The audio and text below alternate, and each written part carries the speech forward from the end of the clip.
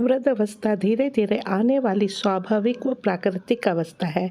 70 वर्ष के बाद की आयु को वृद्धावस्था कहा जाता है।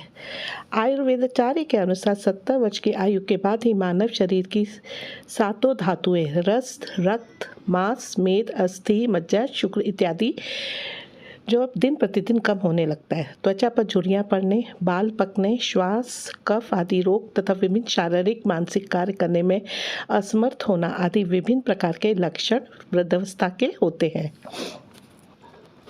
भूख, प्यास, मृत्यु और नींद की तरह ही वृद्धावस्था भी मानव जीवन की एक स्वाभाविक प्रक्रिया है। वृद्धावस्था में शरीर की इंद्रियां शिथिल हो जाती हैं, शरीर लगातार कमजोर हो जाता है, शारीरिक क्रियाकलाप का स्तर गिरते जाना, पाचन शक्ति कमजोर हो जाना, हड्डी व मांसपेशियां निर्बल हो जाना, नेत्र ज्योति कम हो जाना, भूख कम लगने से शरीर निरंतर कमजोर हो जाना, दांतों के कमजोर हो जाने से भोजन अच्छी तरह से न चबा पाना तथा उसके पोषक तत्वों को अच्छी तरह पचाने की क्रिया बाधित होना, अनेक प्रकार की शारीरिक, मनोवैज्ञानिक व सामाजिक समस्याएं आदि देखने वृद्धावस्था में वृद्धों के स्वास्थ्य व पोषण पर बुरा प्रभाव डालती हैं। वृद्धावस्था में भोजन, शारीरिक सक्रियता तथा संक्रमण प्रतिरोधक क्षमता कम होने से दोस्तों अनेक रोग जैसे कि जोड़ों का दर्द, मोतियाबिंद, मधुमेह, हृदय संबंधी रोग, श्वास, पाचन व मूत्र से संबंधित रोग, कैंसर आदि होने की आकांक्षा अधिक होती है। वृद्धावस्था में व्यक्ति पोषण युक्त आहार लेकर शारीरिक क्रियाकलाप करते हुए परिवार व समाज पर भार बने बिना स्वयं को स्फूर्तिदायक बना सकता है। वृद्धावस्था में स्वयं वृद्धों और उनके निकटवर्ती लोगों को उन पर विशेष ध्यान देना आवश्यक है, खासकर उनके खान पान पर, क्योंकि समुचित पोषण युक्त आहार लेने पर ही उनका शरीर बीमारियों एवं कष्टों से दूर रहेगा। च्यवनप्राश, अश्वगंधा के योग, गूगल योग, महायोग राज गूगल, गोशूर इत्यादि गूगल, सुकुमार, धृत आदि ऐसी आयुर्वेदिक औषधियों का प्रयोग एवं उचित पोषण युक्त भोजन, संयमित जीवनचर्या और आयुर्वेदिक रसायनों का सेवन से वृद्धावस्था को खुशमय बनाया जा सकता है। वृद्धावस्था में निम्नलिखित प्रकार से पोषण का ध्यान रखना चाहिए। अब मैं ये आपको बताऊंगी कि वृद्धावस्था में किस तरह का भोजन करना चाहिए। तो मैं जैसे कि बता रही हूँ कि वृद्धजन का भोजन पौष्टिक तत्वों की दृष्टि से संतुलित होना चाहिए। इस अवस्था में प्रोटीन, कैल्शियम, विटामिन और रेशे को समुचित मात्रा युक्त भोजन लेना चाहिए, क्योंकि अधिकतर वृद्धों में इन तत्वों की कमी पाई जाती है।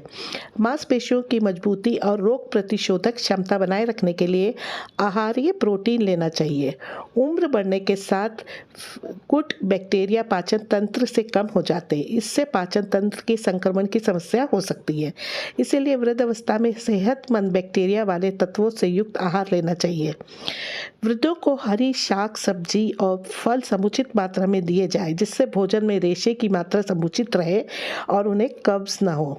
कैल्शियम की आवश्यकता का विशेष ध्यान रखना चाहिए, क्योंकि इस समय हड्डियों में धीरे धीरे खनिज लवण निकलने शुरू हो जाते हैं। कैल्शियम कम से कम आधा ग्राम प्रतिदिन होना चाहिए। वृद्धों में रक्त का संचार अधिक नहीं होता और रक्त में लोहे तत्वों की थोड़ी सी कमी से भी उनके स्वास्थ्य पर बुरा प्रभाव पड़ सकता है। उसे रोकने के लिए लोहे की मात्रा यानी कि आयरन की मात्रा समुचित होनी चाहिए। यदि भोजन में सभी विटामिनों की समुचित मात्रा न हो तो उन्हें मल्टीविटामिन गोली प्रतिदिन देनी चाहिए, जिससे विभिन्न विटामिन उनके शरीर में पहुंच जाए। मीठे पदार्थ कम कर देने चाहिए, क्योंकि उससे भूख कम हो जाती है और केवल कैलोरी ही मिलती है। भोजन में कैलोरी की मात्रा इतनी होनी चाहिए दोस्तों कि शरीर का वजन ना बढ़ने पाए। वसा की मात्रा भोजन में 20% से अधिक नहीं होनी चाहिए। शुद्ध घी, मक्खन, वनस्पति घी तथा नारियल तेल से परहेज करना चाहिए। डेली कम से कम 200 और 300 ग्राम दूध, 400 ग्राम सब्जी और फल जिसमें सूक्ष्म पोषक तत्व व प्रतिऑक्सी कारक तत्व मौजूद हों जरूर लेने चाहिए। इससे भूख एवं पाचन शक्ति में सुधार होता है। मांस व अंडे भी भोजन में शामिल किए जा सकते हैं। तेल, नमकीन तले, नमकीन तथा मसाले युक्त भोजन से परहेज करना चाहिए। इस उम्र में भोजन चबाने में चूँकि कठिनाई होती है, इसलिए इस बात का विशेष ध्यान रखें कि भोजन नरम हो। सूप, दाल या दलिया जैसे तरल पदार्थ हो। सलाद घिसकर दिया जाना चाहिए। पूरी तरह से पका हुआ भोजन देना चाहिए। आवश्यकता होने पर दूध या दाल में रोटी भिगोकर भी खाई जा सकती है। जल तथा अन्य तरल पदार्थ समुचित मात्रा में देना चाहिए, जिससे वे प्रतिदिन 1.5 लीटर तक यूरिन त्याग करें। पानी के साथ साथ छाछ, फलों का रस, सूप आदि देना चाहिए।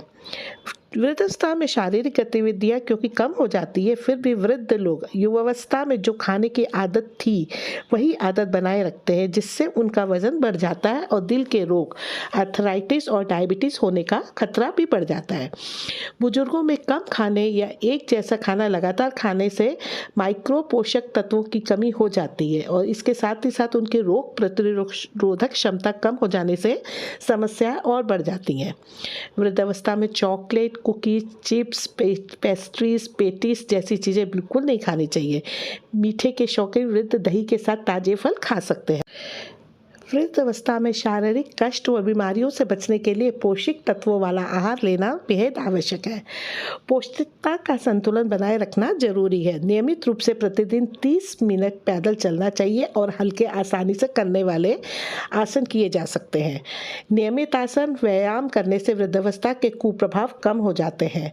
व्यायाम की मात्रा अपने शारीरिक, विशेषकर हृदय संबंधी समस्याओं, स्वास्थ्य के अनुसार अपने चिकित्सक से परामर्श करके ही दोस्तों तय करनी चाहिए। वृद्धावस्था से जुड़े रोगी का इलाज अपने चिकित्सक की सलाह अनुसार कराना आवश्यक है। वर्ष में एक बार उन्हें स्वास्थ्य की जांच अवश्य करानी चाहिए। वृद्धावस्था में शरीर स्वस्थ रहने के लिए यह भी आवश्यक है कि वह किसी न किसी काम के साथ निरंतर जुड़ा रहे। अपने परिवार की जिम्मेदारियों के अलावा यदि अधिक से अधिक समय का उपयोग समाज से जुड़े किसी कार्य में लगे तो ये जो होता है भी शरीर के मानसिक, शारीरिक एवं आध्यात्मिक स्वास्थ्य को सबल बनाएगा। तो दोस्तों, आशा करती हूँ कि आज की वीडियो में आपको अगर कुछ पसंद आए तो आप इसे ज़रूर लाइक और शेयर कीजिएगा। ये सारी जानकारी मुझे कहीं से मिली थी तो मैंने सोचा कि आप लोग के साथ भी शेयर करती हूँ। और बुढ़ापा तो सभी को आना है और ये स्वाभाविक है, और अगर हम एक्टिव रहेंगे तो हमारा ये समय भी अच्छे से निकल जाएगा। तो हम सबको ये 3rd फेज़ को भी अच्छे से बिताना है और अपनी सेहत को बनाए रखना है। अगर आपको मेरी वीडियो पसंद आए तो आप इसे लाइक शेयर ज़रूर कीजिएगा। हम फिर जल्दी ही मिलते हैं। Thank you. Have a nice day.